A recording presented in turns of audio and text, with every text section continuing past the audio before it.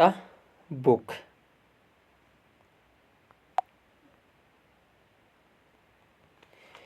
आज के सेशन में हम कुछ जानवरों के बारे में देखेंगे, रेड डाटा बुक के बारे में देखेंगे और भी कई इम्पॉर्टेंट टॉपिक को देखेंगे जो ईवीएस में जो है इम्पॉर्टेंट टॉपिक है। रेड डाटा बुक यानी इसको विश्व संरक्षण संघ, जिसे पूर्व में अंतर्राष्ट्रीय प्राकृतिक एवं प्राकृतिक संपदा संरक्षण संघ IUCN या IUCNNR के नाम से जाना जाता था। विश्व संरक्षण संघ यानी वर्ल्ड कंजर्वेशन यूनियन। IUCN का पूरा नाम क्या है, ये भी प्रश्न में पूछ लिया जाता है। तो अंतर्राष्ट्रीय प्रकृति संरक्षण संघ यानी international union for conservation nature.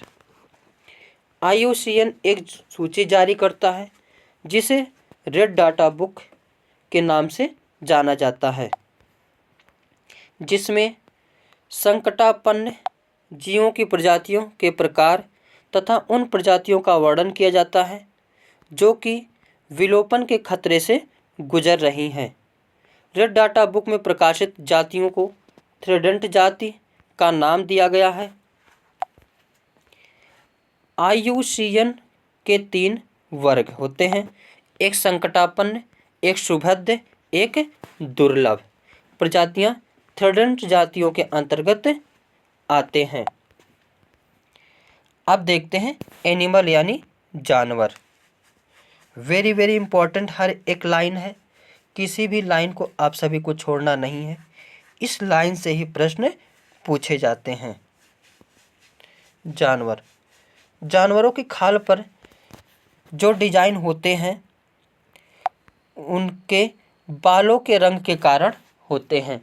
जैसे जिराफ पर जो निशान पाए जाते हैं, चित्ती चित्ता जो लाइन धारी बनी होती है, ये प्रश्न वेरी इंपॉर्टेंट पूछे जाते हैं। तो किस कारण होती है, तो बालों के रंग के कारण होती हैं, ना कि चमड़े के रंग के कारण।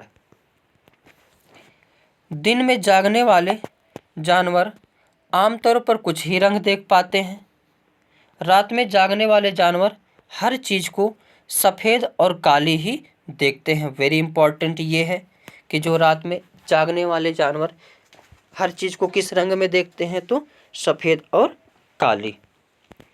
बहुत से जानवर किसी खास मौसम में लंबी गहरी नींद में चले जाते हैं, जैसे छिपकली। कुछ जानवर तूफान या भूकंप आने के कुछ समय पहले अजीब हरकतें करने लगते हैं। जंगलों में रहने वाले लोग समझ जाते हैं कि कुछ बुरा होने वाला है। जानवरों में भी देखने, सुनने और महसूस करने की शक्ति होती है। वैज्ञानिकों का मानना है कि कई जानवरों को अपनी पूरी भाषा होती है। जैसे हम लोग कहते हैं आओ इधर, पानी लाओ, ये छोटे छोटे वाक्य बोलते हैं, लेकिन वो सब की एक ही भाषा होती है, इसका मतलब कुछ कोई पूर्ण रूप से भाषा हो जाती है कि कोई जानवर आ रहा, भाग निकलो। जिन जानवरों के बाहरी कान व शरीर पर बाल होते हैं वे बच्चे देते हैं। जिन जानवरों के बाहरी कान व शरीर पर बाल नहीं होते वे अंडे देते हैं। स्तनधारियों की विशेषताओं में उनके शरीर पर बाल का पाया जाना और कान के मध्य भाग में 3 अस्थियों यानी मेलिकस, मेलियन, इनकस व स्टेपस का पाया जाना प्रमुख है। यदि कुछ प्रजातियों को छोड़ दें तो लगभग सभी स्तनधारी वर्ग के जंतु बच्चे देते हैं तथा जिन जानवरों में यह नहीं पाए जाते वे अंडे देते हैं। अब कुछ जानवर को देखते हैं, वेरी वेरी इंपॉर्टेंट। जैसे सलाथ। सलाथ दिखने में भालू की तरह होते हैं पर ये भालू से अलग होते हैं। ये दिन में करीब 17 घंटे पेड़ों के से उल्टे लटक कर आराम से सोते रहते हैं। 40 वर्ष के अपने जीवन में सिर्फ 8 पेड़ों पर ही घूमते हैं। प्रश्न पूछा जाता है कि सलाथ कितने घंटा सोता है तो 17 घंटा, वेरी वेरी इंपॉर्टेंट लाइन है। और कितने जीवन पर कितने पेड़ों पर रहता है तो 8 ही पेड़ों पर रहता है। और जिस पेड़ों पर रहता है वह जो है उसी के पत्ते खाता है। और एक सप्ताह में केवल एक बार ही सोच के लिए पेड़ से नीचे उतरता है। और जिस पेड़ पर रहता है उसी के पत्ते खाकर अपना पेट भरता है। आगे बाघ, वेरी वेरी इंपॉर्टेंट ये भी है। बाघ बता दे, हर एक लाइन जो है मोस्ट इम्पॉर्टेंट है। बाघ अंधेरे में हमसे 6 गुना बेहतर देख सकता है। बाघ की मूछें हवा में हुए कंपन को भाप लेती है, जिससे शिकार का सही स्थिति का पता चल जाता है और इससे वे अंधेरे में रास्ता ढूंढ लेता है। बाघ अपने इलाके में मूत्र करके अपनी गंध छोड़ता है। दूसरा बाघ इस गंध को तुरंत पहचान लेता है। बाघ मौके के अनुसार अपनी आवाज़ बदलता रहता है। बाघ का गुर्राना कितने किलोमीटर तक जाता है? ये भी प्रश्न वेरी इंपॉर्टेंट पूछा जाता है तो 3 किलोमीटर तक। बाघ के दोनों कान बाहर की आवाज़ सुनने, आवाज़ इकट्ठा करने के लिए अलग अलग दिशाओं में बहुत ज़्यादा घूम जाते हैं। बाघ हवा के पत्तों के हिलने और शिकार की झाड़ियों में हिलने से हुई आवाज़ के अंतर को तुरंत भाप लेता है। हाथी, हाथी को पानी और कीचड़ में खेलना बहुत पसंद है। उनके शरीर को ठंडक मिलती है। हाथी के कान पंखे जैसे होते हैं। गर्मी लगने पर हाथी अपने कान हिलाकर हवा करता है। 3 महीने का हाथी 200 किलोग्राम वजन का होता है। एक बड़ा हाथी दिन में 100 किलोग्राम से ज़्यादा पत्ते और झाड़ियाँ खा लेता है। हाथी बहुत कम आराम करता है। एक दिन में केवल 2 से 4 घंटे सोता है। हाथी परेशानी आने पर एक दूसरे की मदद करते हैं। ये भी प्रश्न पूछा जाता है कितने घंटे हाथी सोती है तो 2 से 4। इस झुंड में 10 या 12 हथनी और बाकी बच्चे होते हैं। एक भी प्रश्न पूछा जाता है कि झुंड में कितने हथनी और बच्चे होते हैं। झुंड की सबसे बुजुर्ग हथनी ही पूरे झुंड की नेता होती है। इस झुंड में 10 या 12 हथनी और बाकी बच्चे होते हैं। 14 से 15 साल तक हाथी इस झुंड में रहता है, फिर वह झुंड छोड़कर चला जाता है। आगे लंगूर,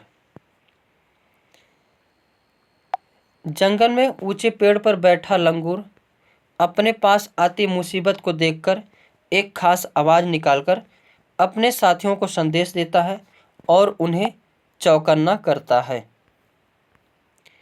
मगरमच्छ के छोटे छेद जैसे कान होते हैं, लेकिन आसानी से दिखाई नहीं देते। छिपकली के भी छोटे छेद जैसे कान होते हैं। मछलियाँ खतरों की चेतावनी एक दूसरे को बिजली के तरंगों से देती है।